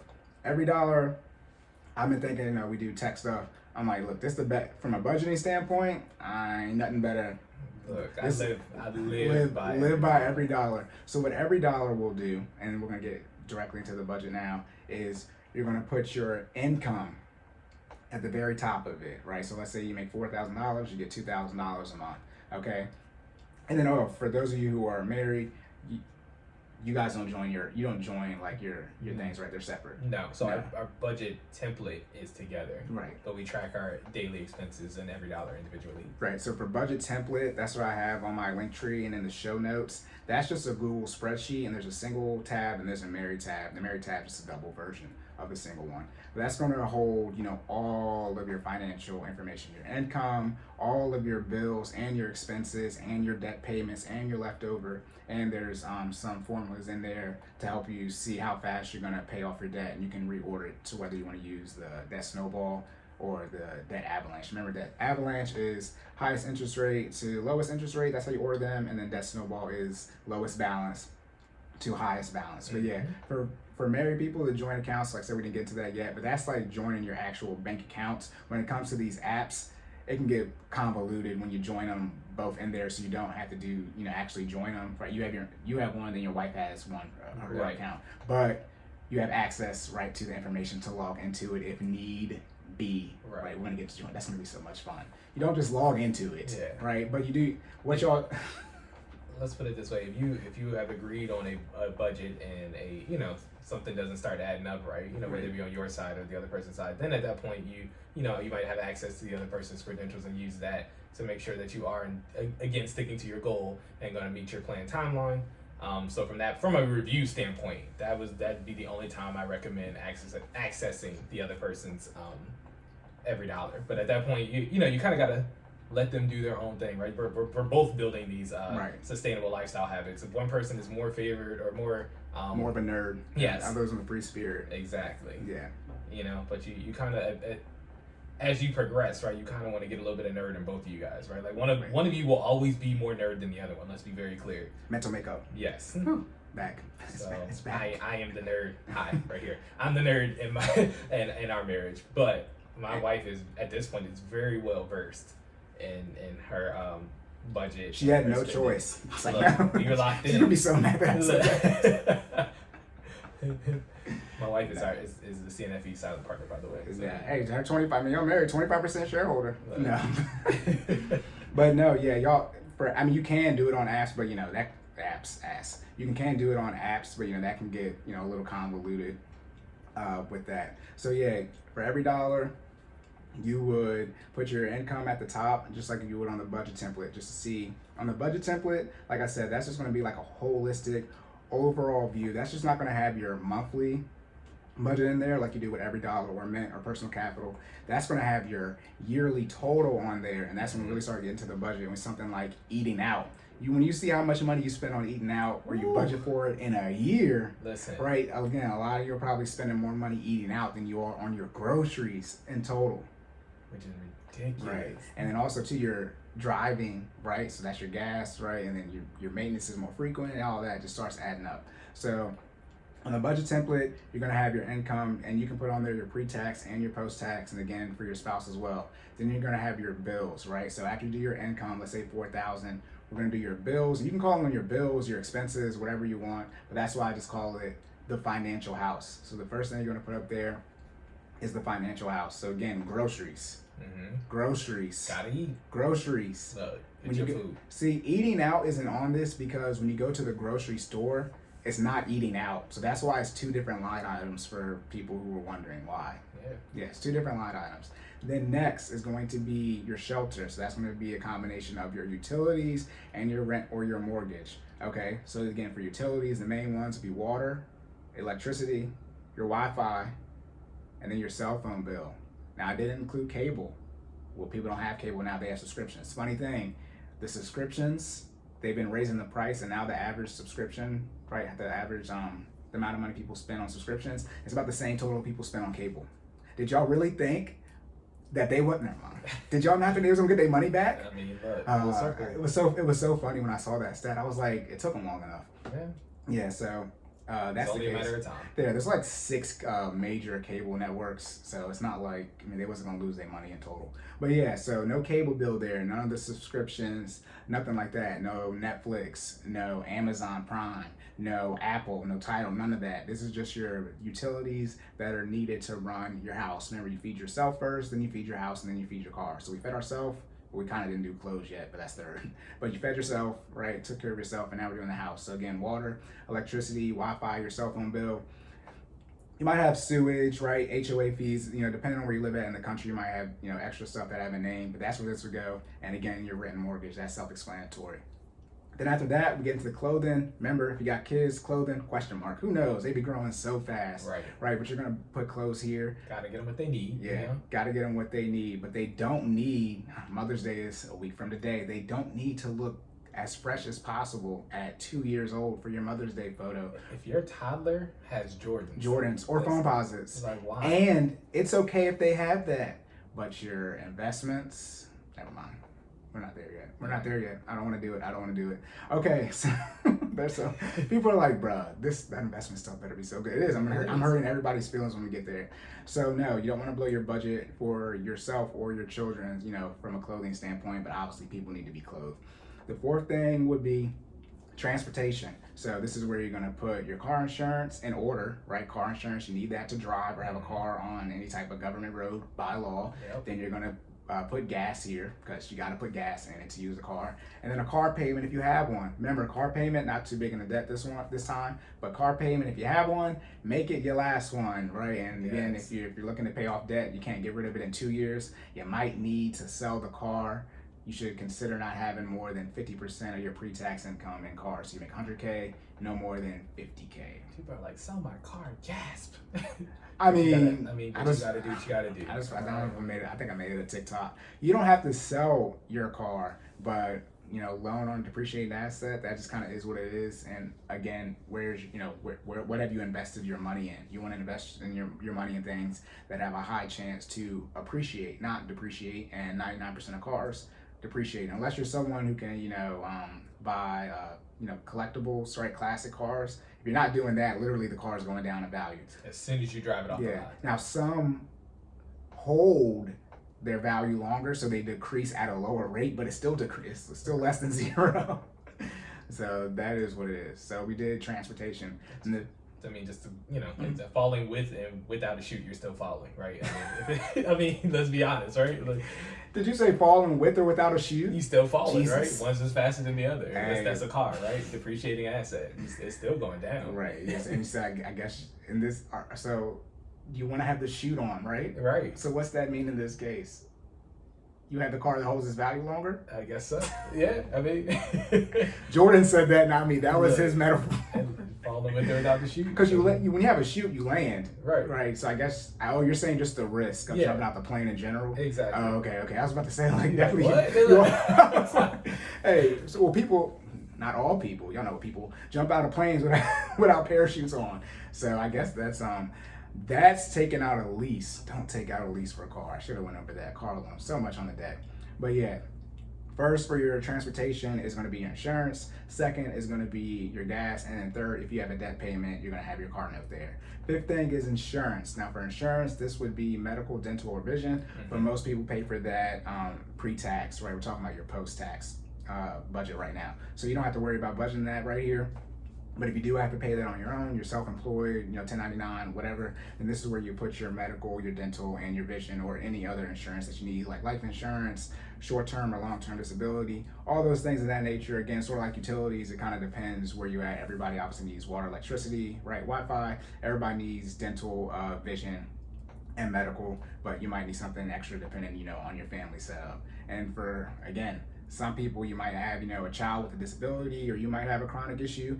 This is where you budget for that. Like, I haven't gotten to investing. I haven't gotten to lifestyle. You got to make sure you're properly insured, because if you're underinsured, you have to have millions of dollars to be able to sustain that type of hit. If you're underinsured and you have to fork over that whole bill.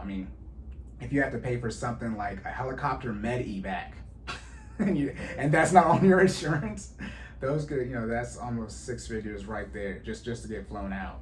So make sure you are properly protected, guys. Yeah, so make sure that's the case. And then the sixth thing, emergency fund. Again, this is your financial house. So you would budget for the first 5 things indefinitely. For your emergency fund, once you have it saved up, you obviously wouldn't continue to save over and over again for your emergency fund. You would start using that leftover amount to, go towards your investments and your lifestyle. So after we do the emergency fund. So quick question. Yep. So quick segue about this. I had a question about the emergency fund. So if I know typically for the emergency fund, you keep at least 3 to 6 months of what you need in there. But if you don't like that amount, how do you figure out how much money you should have in your emergency fund? Who's you? It's like, no. If you're single, is a conversation, right? So if you're married, right, someone might want 3 months, someone might want 6 months. But then what is 3 months of your expenses? That's why I said you can call it bills or expenses. The minimum, the least amount you need to have is your financial house. So those first 5 things I named: your grocery bill, your utilities, your rent or your mortgage, clothing that is needed for you and or your family, transportation costs, so car insurance, gas, and car note, and then whatever extra insurance that you need to pay for. That's minimum. So let's just say that's $3,000. Mm-hmm. So 3 times that is $9,000. So you need minimum $9,000. Gotcha. Then as we're going to get into the rest of your quote unquote expenses and add these extra things in here, you could have that. So let's say it's just another $1,000, right? So it's $4,000 a month. Then 3 times that would be 12. 6 times that will be 24,000. Obviously, the person who wants to have everything in the budget, let's say you lose your job and you don't want anything to change at all, like Jordan. That's me. You would include everything in your budget. So on every dollar, when you're going to, like I'm saying now, itemize everything inside of every dollar on your Google spreadsheet. And the budget, you want to get to $0.00. That's called a zero-based budget. So when I say you're going to spend everything, every penny intentionally, literally every penny. If you leave a penny off on every dollar, it'll have a little alert for you saying, hey, you don't have a perfect budget. So you want to spend everything intentionally. Yes. And that's what it is for your emergency fund. So in short, if for someone who wants to quote unquote have the most amount of money saved, the most would be however much your income is. And that's why I said 4,000, right? You make this a $4,000 example, times 6 is 24,000. Your monthly expenses should not be more than your income for a month. Gotcha. Oh, that might be too much logic right there. But I mean, you don't want to live above your means. You want to live at or below. Obviously, you want to live below, but at them would be spending $4,000 a month, but below would be that $3,000 example. Gotcha. Yeah. So for you personally, what is your preference for your? Oh no! Do you remember what mine was? I do not. Oh, you don't remember what mine was? I don't. I made the joke last year, and this is literally for everyone on the earth and who lived through the pandemic. If you don't know how much money you want to have in an emergency fund after going through the pandemic, that's on you. So after going through the pandemic, I was like 24 months. 24 months, 2 years worth. Now again, that 3 to 6 months, you save for that as aggressively as possible. So in my case, it would be 6 months. And then that 18 months, that's when I was talking about fund money. And, if I choose, I'm single, but, I choose to, put that money. Remember, this is really after investments, right? Necessities, debt payments, investments, lifestyle. This would be, obviously, your emergency fund isn't a lifestyle, but it's that discretionary income. Discretionary income is after your investments that you need to hit your retirement goals. So after you're investing 15% of your pre-tax income. Anything over that, I can choose to use it, going out, right, movies, things like that, or at my discretion, I can choose it to put it towards my emergency fund. Gotcha. And that's when you were talking about if you're having an argument over a budget line item, right? How do you decide? It's based on your goals. Now, for me, am I going to hit 24 months? I'm saying, my stuff is significantly not subject to change. It's going to change. So that, but yeah, no, I'm not. It's already on the way. Like, it's already lined up.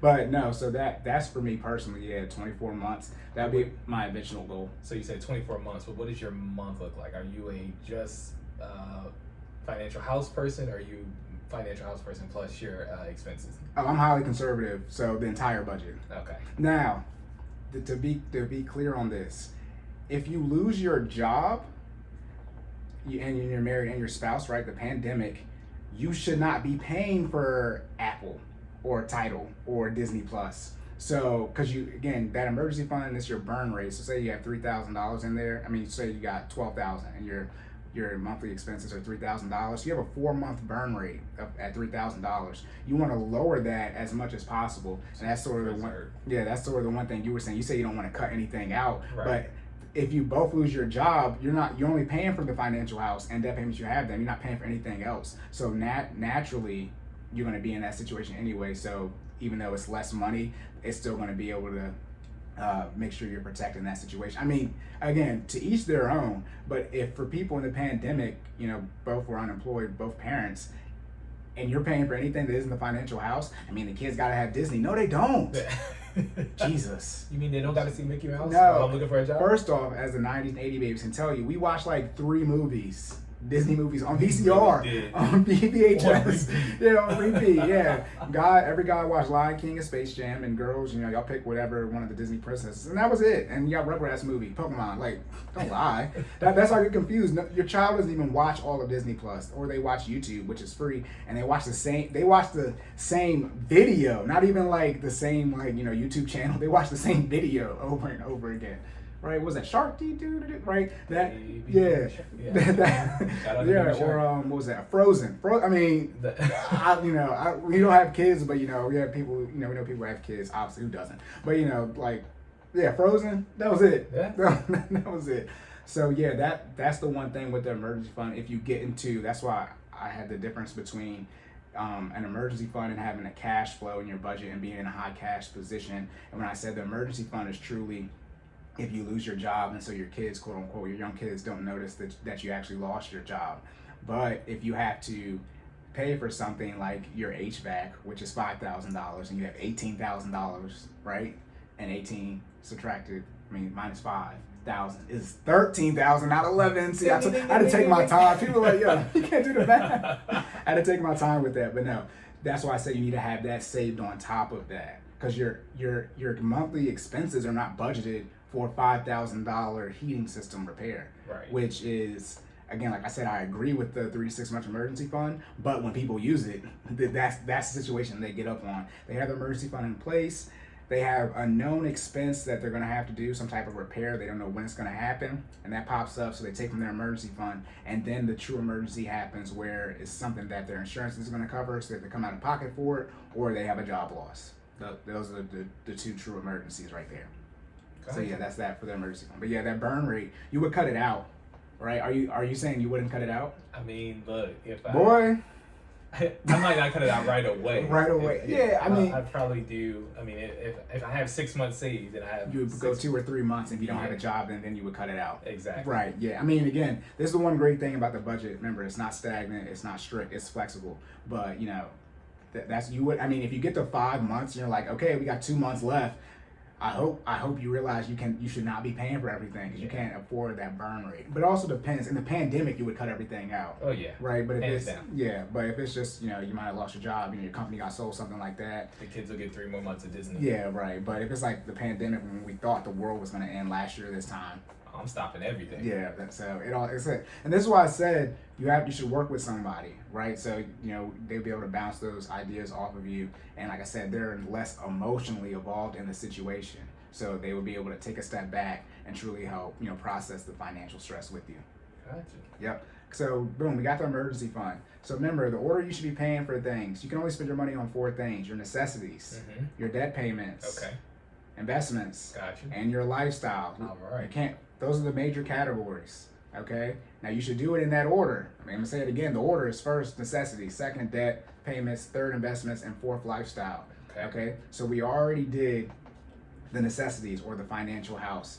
Okay. Now we're gonna move to debt payments, which we sort of touched on with the mortgage and the car note, which is 2 that most people have.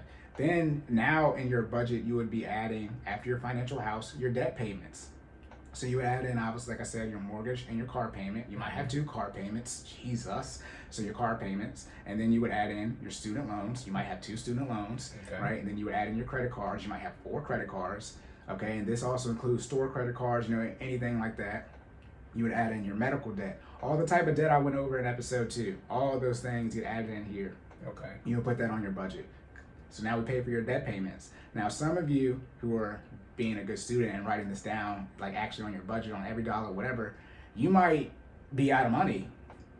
Yes, you are. This is why you need to get on a budget and pay off your debt so you can have that discretionary income, because your investments will instantaneously turn into your discretionary income or the money that you can use to invest. So let's say you still have money after you've listed all of your debt payments. Now what we're going to do, and I'm not going to go deep into it, I'm going to make sure I don't go deep into investments right now, but you're going to choose to invest. Now, investing in general, it's recommended anywhere you should consider doing 10 to 15% of your money. So this excludes your employer match. So if you're putting 6% away and your employer is matching 4%, that's 10%. No. You need to put 10% away of your pre-tax income. So it's recommended 10 to 15%. Obviously, you don't want to underfund your retirement. You don't want to get to 60 and be like, I don't have enough money, because it's going to also be said that you don't have any more time. Got to put yourself in a position to win. Right, so you want to do 15%. Now, again, that 15% is pre-tax, so it's actually not even in your budget, right? So if you're not investing 15%, and let's say your take-home pay is $4,000, right, after you're only investing that 6%, you got to bump up your retirement investment another 9%. So that's going to drop down your income. So you're not going to have $4,000 anymore. You're going to have whatever that difference is. So that's why I said when we get to investments and the lifestyle and how, you know, people are underfunding their retirement, that's what I'm talking about. You need to be looking at doing 15%, and you need at least double-digit returns on that. So now you would write, if you're investing 15%, you can choose to do a 401k or a Roth IRA. So let's say you need to invest $15,000 and you're doing $9,000 in your 401k. That's pre-tax. If you want to choose to do a Roth and max it out, that would be the $6,000, you know, to get to the $15,000, and that difference, you would put that here in the investments line item. So that'd be $500 a month to get to $6,000 in a year. Gotcha. For your investments. Now again, if you don't have no, if you don't got no money left, and we haven't done the life, and we, I mean, okay, and we, that's the period on the end of the sentence, right? And we haven't no money left, and we haven't done the lifestyle yet. This is why I said you have to pay for things in this order. If you're choosing to prioritize your debt, really your lifestyle first. Technically, your lifestyle is debt, because you're using, like I said, payday loans for the lower class, credit cards for the middle class. So you're using credit cards to fund your lifestyle. So your debt payments technically are at the top with your lifestyle. I wouldn't recommend doing that. But here we are for your lifestyle. Any money you got left over in your budget. This is when you would add in your entertainment. I don't know if COVID's over or not, but wherever you're at in the country, going out to eat, going out to the movies, things of that nature, your brunches, Sunday, mimosas, shout out to DC, DMV. Oh, Lord have mercy. I can't believe, do you see what's next on the list? Okay, you didn't see it. It says. Okay, for those of you, ladies, I'm sorry. I did not include your hair in necessities. That was intentional. What, Cory? Now, I didn't prep for this one. It's not that your hair can't be, fellas, you get your hair cut too. It's not that your hair can't be included in your necessities, but mainly black women, you guys, look, I paid for many of weaves and many of bundles and many of hair appointments. It is expensive. So for those of you dropping those couple $100 and you might not have a good hair lady, so you're spending this $100 like every month. So it's like literally in your budget. No. Go on YouTube. Remember, say you don't got that hour, might not work out today, and figure out how to do your hair on your own. I'm joking. Obviously, we know hair is important for everybody, but you got to make sure, again, this is your lifestyle. You obviously need to get your hair done. Hair is sort of like clothing. It needs to be done, but you don't need to have the luxurious version of it. Fellas, we can cut our own. We can go bald. See, fellas. Been there. So raise it to the head works. Right, yeah, you can shave your whole face and your head, but obviously we know people love getting their hair done. But again, it's not something that's going to blow your budget, especially if you're underfunding your investments or you're trying to get out of debt, and that pace, like I said, is over 2 or 3 years. So this is when you would look at cutting, reducing, or even cutting it out entirely, right, and throwing it back into your budget so you can use this money. You have more left over to invest and or pay off debt or for your emergency fund. Now, you see what's after hair? After hair, oh Jesus, after hair is nails. Okay. Yeah. Look, ladies, I'm sorry. This is just bad. For the ladies today, bro. Well, it costs when women spend more money than men. That's just how that works. Okay. So that's what the statistics are. Let's talk about it. Yeah. No. I'm not gonna go deep into the hair and nails right now. No. All right. But for your nails, again, this is something you can definitely, might not be able to do your hair or your nails. But I know nails are very expensive. Again, pay for a lot of these myself as well. Yes, me too. Again, if your nail tech isn't giving you the duration that you need, so you have to get your nails done every month, but the amount of money you're spending is too much. Again, like I said, you're underfunding your investments or you're not able to pay off debt at the rate you need to. This is something you would look at cutting out. But again, hair, nails, entertainment, that's where your lifestyle comes in. And then also your subscriptions, right? Your Amazon Prime, your Netflix, your Disney, what else is there? Netflix, Disney, Hulu, Paramount Plus, Showtime, Stars, HBO, all them things. This is when you would add it in. You got Apple Music, you got Tidal, you got Spotify, right? You would add that all in here. And like I said, you're eating out budget. And the last thing I have on this list, pet care. So this goes back to the emergency fund. You're talking about the emergency fund. The general rule I have when people are like, well, how much money should I have saved? I say for every living thing you plan on being responsible for in your household, have a minimum of $10,000 saved. That's just across the board. Obviously, you can adjust that for cost of living. So just think, you're working with me, you're single, right? You paid off all your debt, and you got $10K saved. That's great. Then you get married, and they're in the same situation. Now you're married, no debt, and you have $20K. $20K, again, floor, right? That's the least you should have, right? But then if you have a dog, another $10K. Even you can have pet care insurance. You can throw that up into the insurance category for the financial house. But, this will come into play. Obviously, you can add your pet food into your grocery bill because you're likely getting that then. But anything you plan on taking care of that is living in your house, just for your emergency fund, the easiest thing to do is $10,000 at least. Because you have a family of 4, 40K saved, right? That's good. Now, if you have a family of 10, $100,000, it's gonna take a while to get there. So I hope you make the money. Hey, most people aren't future. I hope you make the money to save up for that in a timely fashion. But yeah, so that's the budget. Again, mind you, we didn't even track. Look, see the budget. The budget can take a while just to lay out. So you would write down all of that. Yeah, and on this notes. on this budget template I have, like I said, it's linked in the show notes, and it is on my link tree on my social media.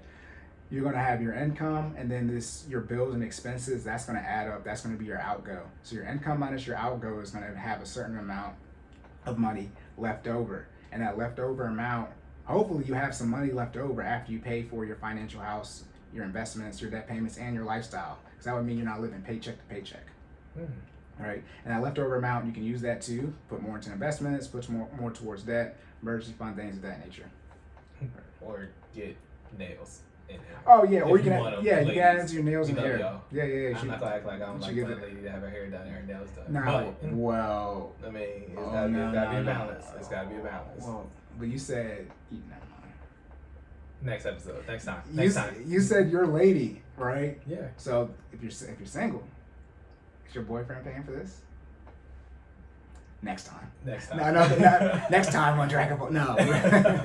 That's when we're gonna get to the joint accounts and what the definitions of a broke dude is. Fellas, if you can't afford the $170 nails, don't cash that. Don't. Anyways,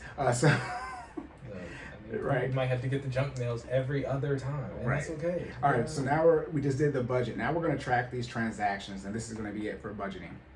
So for tracking your transactions, what you would do is you say, hey, say you get groceries every 2 weeks, right? And you get $500 for your groceries. So when you go, the first time, that's $250, right? $250 each time. You're going to track that transaction on every dollar mint, whatever you use, and say, boom, I spent $250 on groceries out of your $500.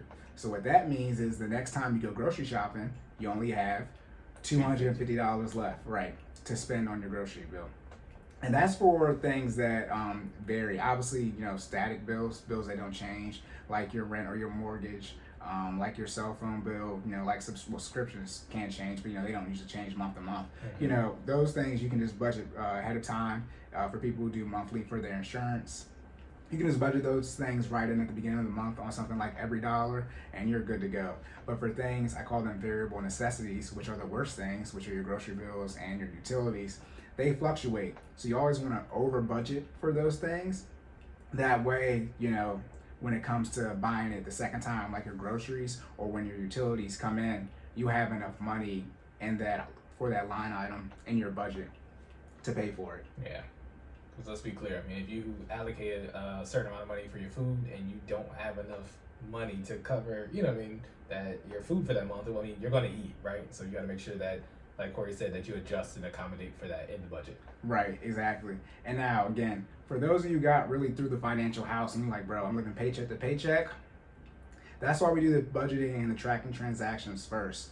Most people are not willing. See, everyone wants to make money, right? Millions of dollars, start a business, all that. Most people don't put in enough work to where they're not living paycheck to paycheck. Most people are born into a household where it's paycheck to paycheck, and most people die in a household where it's paycheck to paycheck. Most people live 70, 80 years and they never put into the work so that they don't have to live paycheck to paycheck. I'm not talking about having investments. I'm not talking about building a business. I'm just saying where you have some money left over, some discretionary income, and you're not in debt up to your ears.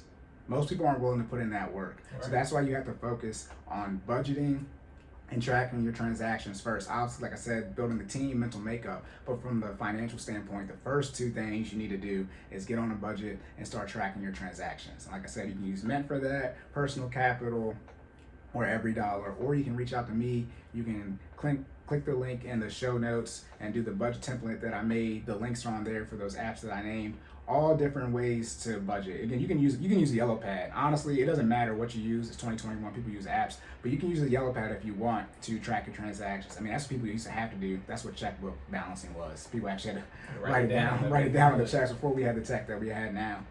Money management is money management, right? Right. So if you live in paycheck to paycheck and you were born in financial therapy, back to that. Remember I said you don't need therapy to figure out why your traumas, why you're handling your finances a certain way. You should figure out that your finances is causing trauma in your life. And a lot of you, some of the trauma in your life, like I said, you were born into a household that was paycheck to paycheck. Your parents caused the trauma in your life that you're dealing with right now. Sorry.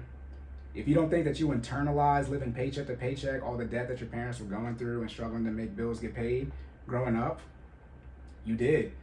And that's the trauma you're experiencing right now. And that mismanagement of finances, not the trauma, right? Mismanagement of finances is why you have trauma now as an adult, and why you actually are handling your finances, how you're actually handling them. I mean, let's call it what it is. It's a learned behavior, right? You've inherited what you saw happening around, during your childhood, and now you are now executing what you know based off of that knowledge, right? Exactly right. Yeah. We're here to break that cycle. Yeah, definitely break the cycle. That's what we're getting to when we get into investment, is generational wealth and legacy. Right now, most of this is just your own wealth building. But generational wealth and legacy is actually about breaking that cycle or changing your family tree. But yeah, most humans between the ages of 5 and 7, you download 95% of everything. So pretty much after second grade, that's it. And if you don't believe that, think about the bad kid in first grade. They was the bad kid your senior in high school too, right? Sure was. Yeah, it's just, the things people experience. But yeah, people are born to a paycheck to paycheck household, and they usually die in one. And you got to put in that work, which most people don't, so that you don't die in that position. And that starts with budgeting and tracking your transactions. Yes. Right. All right. Almost 2 hours on this one. You have anything fitness related? I think we're good. All right, that's it all. We covered a lot today. Yeah, I know we did. We went deep today, so nothing else for the finances. So again, shameless plug, you can follow me at sideline_Cory. Again, sideline_Cory. Cory is spelled Cory. No E, that's me. You can follow Jordan at Stop Stalling J. That's STOPSTALLINGJAY. And that is on Twitter, Instagram, Facebook. Check us out. And then the business pages. You can follow us at FinallyFit06. That's FINALLFIT06 on IG, Facebook, and YouTube. Right. And then, go ahead. And also check out our website at FinallyFit.live. Right. All right. Yep. And then also like us, subscribe to us, leave us a review on Apple Podcasts, Spotify. Please leave a review, guys. Yep. And Google Podcasts. Give us feedback. Leave a review on those, the podcast platforms, but also, comment on our videos. And then, like I said, we're also on YouTube as well, Cordan in full effect. And again, all this is going to be in the show notes on YouTube, and in our link tree as well on our social media for you guys to access that information. All right, then. So remember to save more and say less. And keep making better your biz. And we'll catch y'all in the next one. All right.